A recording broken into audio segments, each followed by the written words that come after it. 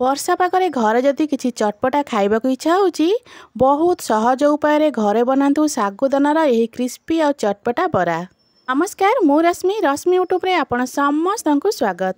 आशा करछि आपण मानको आज रही रेसिपीटी निश्चय पसंद आसीबो। वीडियोटा को फुल वॉच करिवे, भलो लागिले लाइक करिवे, शेयर करिवे, चैनल जदि नुआ अछंती सब्सक्राइब तो निश्चय कर देबे। सागुदानार यही रेसिपी बनैबा बहुत सहज, खाइबा पई बहुत ही टेस्टी। तो एबे चलंतु स्टार्ट करिबा आजिर रेसिपी।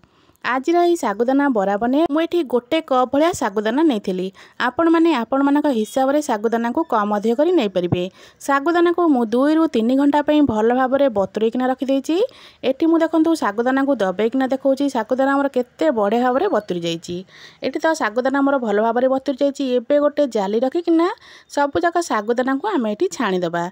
एटी हमको सागुदाना को पानी रू अलगा करिवार अछि। तो ये देखो मुझे जाली साहाय्य सबुजाक सागुदाना को छाणी देची। आकु एमती 10 मिनिट जाली उपर एमती रखिदेवे तो पानी सबुजाक आमर पूरा भल भाव में निगड़ी जीव। सागुदाना जे पर्यंत पानी निगुड़ी एबे देखंतु एठी मु अल्प नहीं भजा बादाम को मुझे भल भाव में चोपा छड़े देची। आपण माने चाहिले चोपा लगा यूज करि परिबे। एठी मु भजा बादाम को गोटे ग्राइंडर जार दे दोची। आमे ताको एबे दरदर खंड करके नहीं आसीबा। को पूरा चिकन करी बाटिबनी, दरदर खंड करके ना को ग्राइंड कर देबे। तो एठी देखंतु बादाम को पूरा दरदर खंड भाव में कर देची।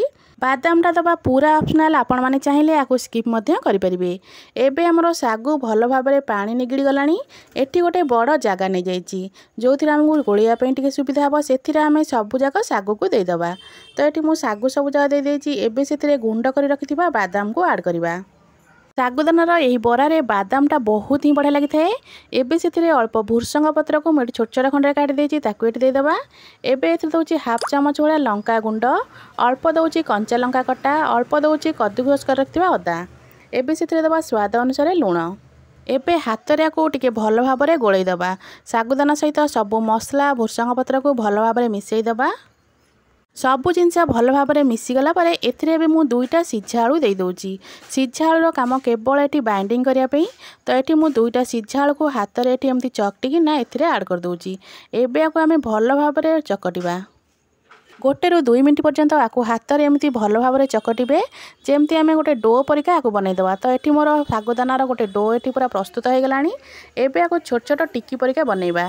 तो हाथ में ये अल्प तेल लगेदे। सागुदाना चकटा अल्प हाथ में नेबे ताकू एबे छोट छोट टिक्की परिका आम ये बनईबा। तो ये देखंतु मुझे केमती बनाऊँगी। आपण माने बेसी बड़ सेप्रे बनईबेनी, एमती छोट छोट करके टिक्की परिका बनईबा। सागुदानार यही टिक्की बनला बेले हाथ में लगी थाए। तो हाथ में टिके तेल लगेकिना आपको एमती छोट छोट टिक्की एठी मु बनै दोची। एबे चलंतु सेम प्रोसेस रे सबुजाक सागुदाना टिक्की बा सागुदानार बरा बनईदबा। आपण माने तो सागुदानार विभिन्न प्रकार रेसिपी बनैथिबे, थरे एही रेसिपीटा को निश्चय ट्राए करंतु। बहुत ही बढ़िया लगी थाए एही रेसिपीटी। तो एबे देखंतु सबुजाक सागुदाना बरा बा टिक्की मु एठी बनैकिना रेडी कर देची। एबे चलंतु आको आमे फ्राए करबा। कड़ाई रे अल्प तेल दे गरम करवा बसई देची। एठी तेल हमर पूरा भल भाव में गरम हो गलानी। एबे आमे बनई रखिथिबा सागुदानार बरा सब को तेल रे ऐड कर दबा। गैस रो फ्लेम को मीडियम टू लो ही रखिबे। मीडियम टू लो फ्लेम रे आको आमे भल भाव में छाणीबा। कड़ाई रे प्रथम पेज रे जेतिकी जगह हम सेतिकी देबे, बेसी खुंदिकिना देबेनी। जेहेतु आम सागुदाना बनाऊे तो अठा परिका थी से जॉइंट हो। तो ये देखो मुझे प्रथम 3टा बरा देती। गोटे पट पूरा भल भाव में हो सारापर आम आर पट को लौटेबा। एबे ये मोर टिके स्पेस बढ़ुला तो मुझे आउ गोटे बरा को ऐड करी। बरा ये आमर गोटे पट भल भाव में हो सारापर आम आर पट को लौटेबा। 1 ରୁ 2 मिनिट समय लगे गोटे पट पूरा भल भाव में होगापी। तो ये देखो मोर गोटे पट बहुत सुंदर भाव में हो आर पट को लौटई दूची। पे आउ 1 ରୁ 2 मिनिट समय लगे आमर बराटा को पूरा परफेक्ट भाव में होगापी। तो देखो एबे आपको एपट सेपट करके आउ 1 ରୁ 2 मिनिट आम या छाणीदबा। 1 ରୁ 2 मिनिट पर बरा ये आमर पूरा भल भाव में गोल्डन ब्राउन कलर हो गलानी। तो ये आमर सागुदाना बरा पूरा परफेक्ट भाव में हो गलानी। एबे आपको गोटे प्लेट को काढ़ी दउची। एबे आमर प्रस्तुत हो गला क्रिस्पी और क्रंची सागुदाना बरा।